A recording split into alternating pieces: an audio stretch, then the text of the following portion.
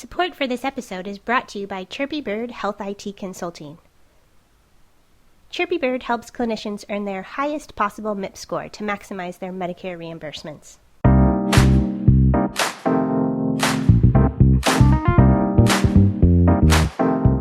Welcome to the Hit Like a Girl podcast, where with each episode we hear from different women experts in the health IT industry.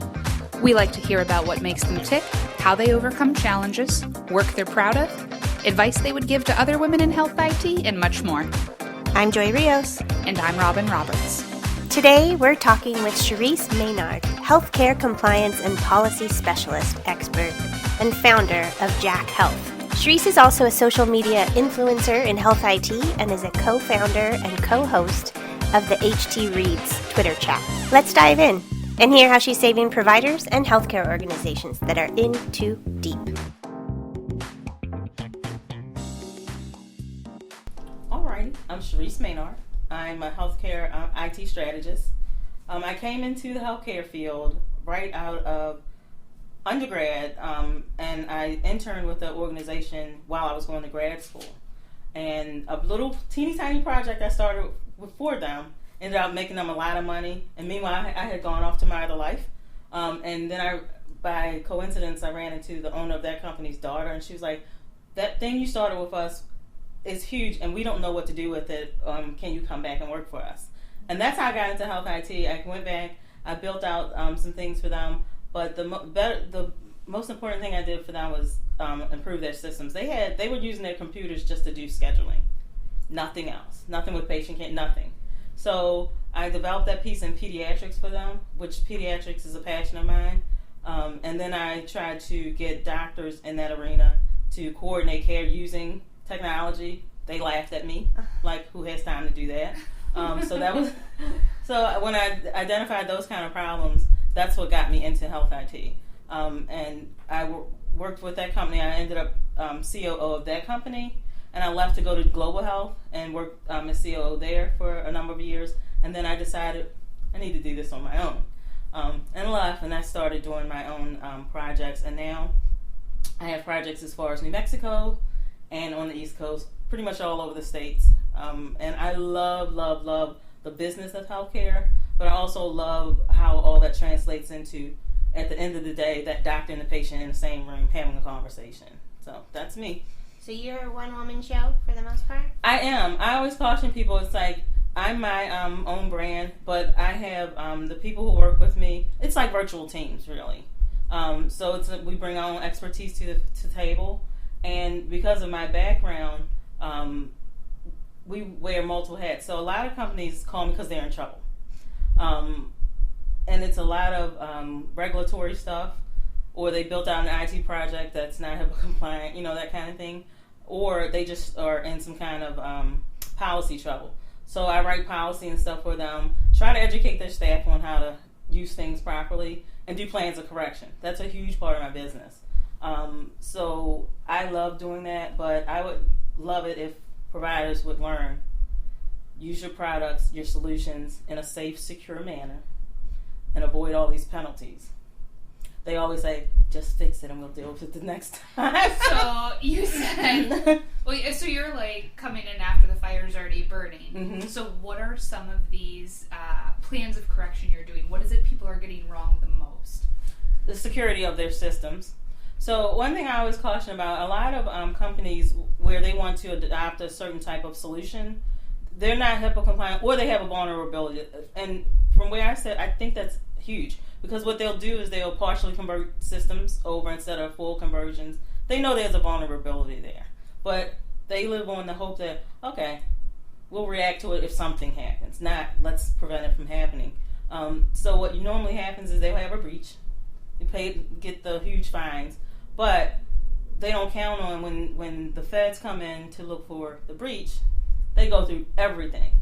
And there's no such thing as a federal agent who's not going to find millions of dollars worth of stuff because they want that money back. Mm-hmm. So most of, I know under Obama, and definitely under Trump, they saw that as, this is $9 billion we can get back from the community. So it's a priority for feds to get money back from providers, and they know those are the best way to get it from. So that's the trouble to get in. And I always tell them, it's like, you either fix it or somebody in this office got to go to jail because it's a 5-year minimum now. And the HIPAA fines are huge. How does that work? Do they identify, oh, she's going to go to jail? Or who's the doctor? Oh, no, they stop. It's funny. Most of the organizations, they start with the clinical talent first. And a lot of people don't know but everything you do in a practice or in a hospital or whatever is overseen by doctors. So when feds come in, that's the first thing. We want to see the personnel charts of your doctors, your nurses, and that type of thing. They go through all of that, and all those are penalty triggers. And a lot of corporations, they don't consider that, but they should, because all they look is the breach. Now, the breach itself is $250,000 for the org, $250,000 for the individual. That's another place for them to get money, but it's not the big part. So I always tell organizations, like, stop looking at that one little problem like, oh, we'll just pay the fine. Because $250,000 to a hospital, what is that, a day's worth of patients? But the larger fines are in the millions of dollars. So companies will hire me. I'll go in and say, I can get this fee lowered for you. And that's with my team, like a lawyer, all that kind of stuff. I do it from that angle. Try to save them some money.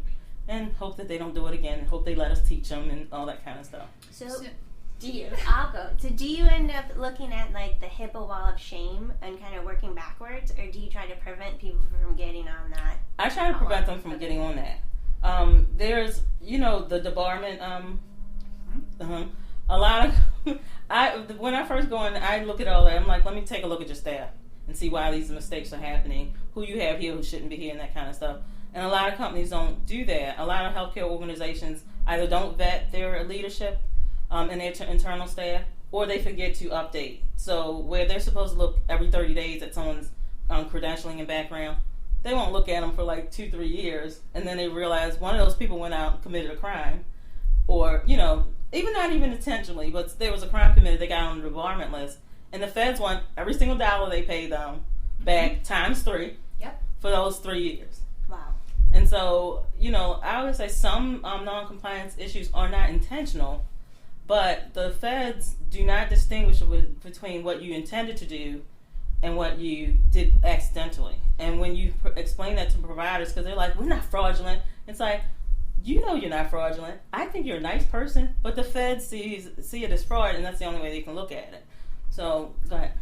No, I was going to say, in my experience, they're concerned about, can you prove that you did everything you can to prevent that? Exactly. And that's the only way you'll be granted any grace. Mm-hmm. And most people... You can't do it. They can't do it. Right, because the first thing, it's like, did you keep up what you're supposed to do from the moment you sign the document that says we want to do business with the federal government? Mm-hmm. And there's no way you're going to win that argument, ever. So... unless someone has a compliance program in place that's from A to Z and they monitor it and all that kind of stuff, which they never do. Even a starter package compliance program is easily $100,000 for an organization. So they don't have the bandwidth to monitor it, and they come up with these issues, and they can't, it's almost like their feelings get hurt when they get cited. But when I explain to them, it's like, we know you're a good person, but in the eyes of the law, this is fraud. And it's not the Fed's fault for how they look at it. It's your fault for signing an agreement with Medicare and then not following it to the letter. Exactly. So let me ask you a question. When you see this go on, well, I guess it's 2 questions. Small organizations to big, whether it's one doc in, the mountains of, North Dakota, or it's... Actually, I don't think there are mountains in North Dakota, so let me go back. There's one doctor in the mountains of Asheville, North Carolina, where it's a large health system. Does that problem, affect one size group more than the other? And then my other question is, what is the biggest barrier to getting these people to swallow that ounce of prevention to try and mitigate some of this stuff, at least to the best of their ability? The positive ROI is where they can't, the value proposition through all that, because most organizations, and this is usually the larger ones, it is more economical for them to pay a fine than to fix a problem. So they're like, well, especially when they're dealing with consultants and stuff, it's like, well, we'll just go ahead and pay it and hope this doesn't happen again. But if it happens again, we'll just write another check. But isn't that the thing, that if it happens once, it's triggered the government, like, oh, we'll do it. But you look at again. That's one of those things where it's like entitlement as well. Let's look at, I'll give you an example. I don't know if you can put this on your podcast or not. Maxim. Do you know Maxim Healthcare? Yeah. Yes, I know Maxim Healthcare. Do you know about Maxim Healthcare? Yes. Mm-hmm. The guy who owns Maxim also owns the Baltimore Ravens. He's, very wealthy. So Maxim is like one of the largest fraud claim in the history of this country. Maxim committed it. By all accounts, and by the letter of the law, somebody should have gone to jail. But what they said is, well, here's the thing. We'll pay you some money, a fine, in the millions of dollars, and please go away. Because this ship must not sink. That kind of thing. We're too big to fail. We're too big to fail. But the people they were ripping off were patients. And what happened was an elderly gentleman went to get health care, and the organization said, no, all your Medicare. Now, can you imagine somebody said to you, your Medicare and Medicaid have been exhausted for your entire life? You can never get it. I can't imagine that. That's how much they stole from him. Yeah. Wow. So he was like, I haven't had a nurse, a visit, anything. Nothing had happened in his life where he was using any health care. They had just been billing because they could. Wow. So let me take a step back. I just moved from Richmond, Virginia. Mm-hmm. Our son, who needed pediatric care from a really rare disease, was a vent-dependent kid. And I went shopping for home health when we came back, DME vendors, all this stuff in the area.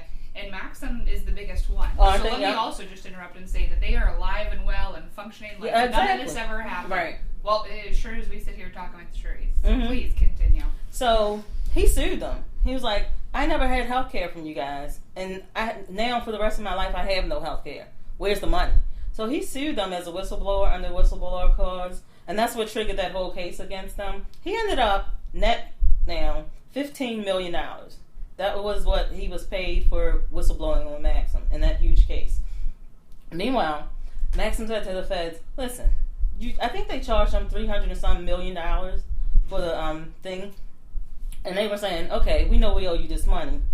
We're not going to give it to you. What we want you to do as feds is you can put a compliance officer inside Maxim and monitor what we do, and so we won't make this mistake again. That was part of their plan of correction. Okay. Within a year, they had 18 infractions against that whole thing. That gentleman never got his money. Because what people don't realize when you settle a case with the feds, like in his situation, any care you did receive prior to that, you have to pay the government back. How could it have been $15 million though? Exactly. And it's like with because that was pediatrics was my thing. And you have you done the REM program? Did you guys could cover for like model waiver or anything like that? No. So we had we started with the tech waiver, but then they rolled all of those together right around the time we were doing it. So no, I did not do that one. Right. Because that's a good area. Pediatric care in the home, depending on how much you're approved for. That's a huge area for fraud. So that's another thing the Fed started making an area of special interest. So they would research like a kid was. So I'll do you one better. So our son passed away in September of last year. I continued to get a bill for his ventilator because you actually lease it from the company, right? Right. And his feeding pump is something we own. There's another piece of respiratory equipment we had. But I continued to get it, and I'm looking at the data service and in the window, and I thought, well, within the monthly window, if he had used it for even a day, I'm going to see the bill. I know how it works and how their agreement is. But we continued to get it, and there was a period of time I was just ignoring pretty much everything. And so it wasn't until early January that I looked, and I thought, well, no, we didn't use it in October, didn't use it in November, didn't use it in December. But the DME company was still billing for it. Yeah, they just continue on. And the same people that provide the nursing, though, and everything else, and the food and whatever else. It was one-stop shopping, so it's like, if you're doing it with one thing, what the heck else are you doing with it? Can you imagine, if you're billing for that one piece of machinery in one home, let's say it's $22,000, and if you're doing that for 2,000 cases, which most of the waiver programs, there's a $2,000 limit of how many people can be on those programs, you're making a lot of freaking money. But nobody ever, they might get hit with a little fine, but it has to be somebody looking at it in order for these fines. And that's where it comes in. Nobody's looking at it. And unless a parent sues them, that's where all the waste and stuff goes to. Right. So usually when companies get in trouble where somebody did tell on them, that's when they call me and like, look, Shereese, this is what happened. And I'm like with Maxim, I'm like, one of the gentlemen who... Well, let me ask you a question. Are you like an attorney? Do you go to these clients and are you like, I have to know the truth so I can defend you? No, they know I keep an attorney on speed dial for them because I know how they're operating. So I'm not an attorney, but that's just... healthcare law was one of my specialties. So I always tell them, I was just telling Dr. Karande, it's like, I tell them up front, I'm like, I'm not the person you want to lie to. I'm the person you want to tell all your stuff to. Do I need a policy manual or a shovel? Do we need to kill somebody? You know what I'm saying? It's like, we need that level of transparency for me to help you. So sometimes they don't usually... A policy manual or a shovel? I don't think has ever been used in a podcast, please. So it's usually, they won't tell you everything up front. And usually with my expertise, before I will meet with a company, I do my homework. Like I'll do like 8 to 10 hours worth of deep dive research on them. So usually when I go in, they don't tell me the truth. They're like, this is what happened. And I'll listen. And then I'll do an analysis on everything. And then I come back and I tell them what happened. So I'm like, here's what happened. This is what you guys did. You got caught. We need to fix this. So I'll do a plan of correction for them. And those plans, I don't know if you've ever seen them. They're thick documents. Because you have to be very prescriptive at this point in time because they've already screwed up, right? Exactly. And it's like, you got to be very detailed. Now, another great example for you guys, Theranos, Elizabeth Holmes. Mm-hmm. Do you know when she first got in trouble, they offered her a plan of correction? Yeah. I didn't know that. I reached out to her. I was like, I've never had a plan of correction rejected. I have lawyers on my team. This is not your specialty because what you're doing is fraudulent. So you don't really know this area. Let us fix it for you. We can at least get you out with just some fines. And she said, no, we think we'll be okay. We will recover from this. And I said, I'm going to save that email because she thought she was bigger than the government. Like, they're never going to close us down. And then I just waited. I was like, oh, they're going down. So when she did, I just sent her an email like, how did that work out? Did she respond? I imagine. No, she didn't respond. But she's a perfect example of like where you can fix a problem because they will allow you to fix a problem. It's like you can say, okay, well, this fraud was not intentional, and to fix it. Her plan of correction was like, no, we'll just be okay, you know? Mm-hmm. It wasn't like she saw the error of their ways. It was like, you guys just are saying this about us. We're just going to do this to get you off our backs. But first of all, as a woman leader, she should have known that wasn't going to fly.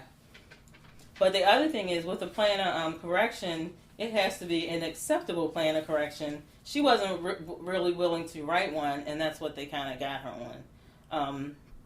And so she's a perfect example of when you don't take care of it, that's when they really come after you. So my clients know, listen, we need you to fix this, and we need it to look right. So usually, if it's let's say their citations are like 30 pages long. Usually you'll end up about 100 pages worth of plan of corrections, and you have to really break it down. It's like, listen, you're going to have to pay back this amount of money. You're going to have to change these systems. You're going to have to remove this person from their job and all that kind of stuff. So I do all of that down to the nitty gritty, and I send it all in. But I normally will contact the feds or the state that they're in first and say, hey, this person, this organization, they know that this was wrong, but it wasn't intentional. What can we do? So I'll develop that kind of relationship with them to say, hey, how do we fix this? And then that's why it usually works out, because of the relationship. That's why relationships are very important with regulators and that type of stuff, because you want them to think that you're willing and that you're learning from them and that type of thing. But a lot of providers go to like, we didn't do anything wrong. And I always tell them, like, that's the wrong thing to do, you know, because at the end of the day, the leadership of that organization knows they did something wrong. Mm-hmm. But they don't want to admit it. But I said, that's not the time to do that. What you want to do is, you know, you don't have to acknowledge. You always put a certain statement in there. We follow quality standards, and we're just doing this plan of correction because of our quality improvement program. There you go. Everybody's happy. But then you do a really, really credible plan of correction and get it in. You just wait, and usually within a week, if it's good, and you give them some money that's, you know, usually you're fine or whatever, they're happy. You go away, but you tell them, you have to say, we are taking steps to ensure that this never happens again or lessen the likelihood of such. Okay. Now, I always tell providers the same thing. They'll be back in 6 weeks. So at least keep your crap together for the next 6 weeks. And they always say the same thing, like, they don't have time to come out and look at us. And then they'll call me like, the Fed showed up today. I'm like, it's the law. Like, a lot of providers don't read the law. It's like they're required to be back on your doorstep in 6 weeks. It's not like they're just coming there to pick on you. And if you don't get it right the second time, it's another 6 weeks. And they're required to, if you have 3 infractions, they have to visit you every 6 weeks for over the next 2 years. So you can be guaranteed they were going through everything for that amount of time. And a lot of providers don't realize that. But when they actually do take the time to fix internal systems and that type of stuff, you see it's easier to live within the law than to try to fix all these Band-Aids all over the place. So that's some of what I get into with providers. And sometimes it's I always say, up at dawn, pride swallowing, nonsensical type of job because particularly doctors don't like to admit that they're wrong about anything. No. Yeah. You know? Well, I was going to say, even just you're talking about like having them admit that they made a mistake, even when there's so many thousands of dollars attached to it. They're like, nope, wasn't me. I had nothing. And some of to do their with it. infractions are really simple. Like they may have coded something wrong. Like a place of service code is a standard problem I see. Like like a child is being seen in the home and they've coded it for in a facility setting. First of all, it messes up their billing. But then when they get cited for it, they're like, we just made a mistake. And it's like, okay, but the feds still have to view it as fraud, and you're going to have to go back and fix it. But, this will be like 9 months down the line. And they're like, we don't even remember where that child was at that time, But they don't, I'm like, in the bigger picture, is it worth it to you to argue about this little teeny place of service or to fix it and not have these problems? So it's like you got to bring them around to that time of thinking, like, let's fix the system that caused you to put that number in wrong. Some of them listen. Some of them, 2 years later, they'll call me like, Shereese, we need you to do another plan of correction. Because they're back.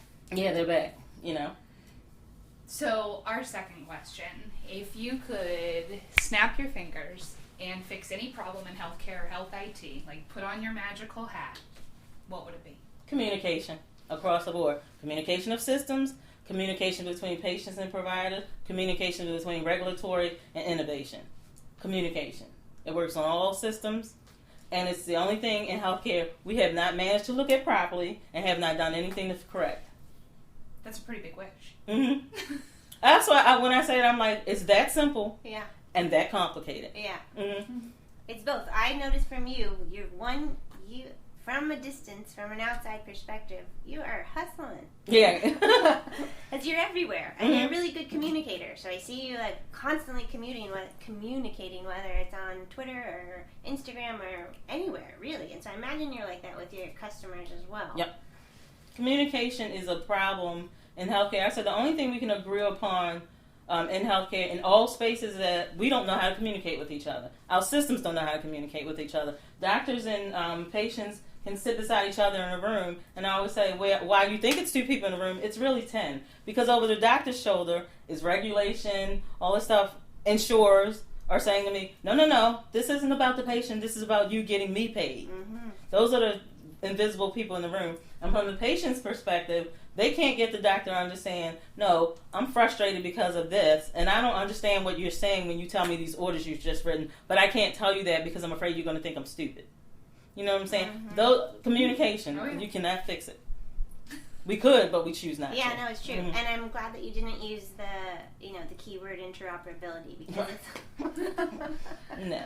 It's bigger than that. Right. Yeah. Mm-hmm. Last question, and I think you're an expert in it, as far as book suggestions. We're building a reading list for all of the listeners, and just basically to help them excel in either personal or professional life. If you have fiction, nonfiction, whatever. What do you recommend? I would say, what's his name, Dr. Liam? What's Dr. Liam's?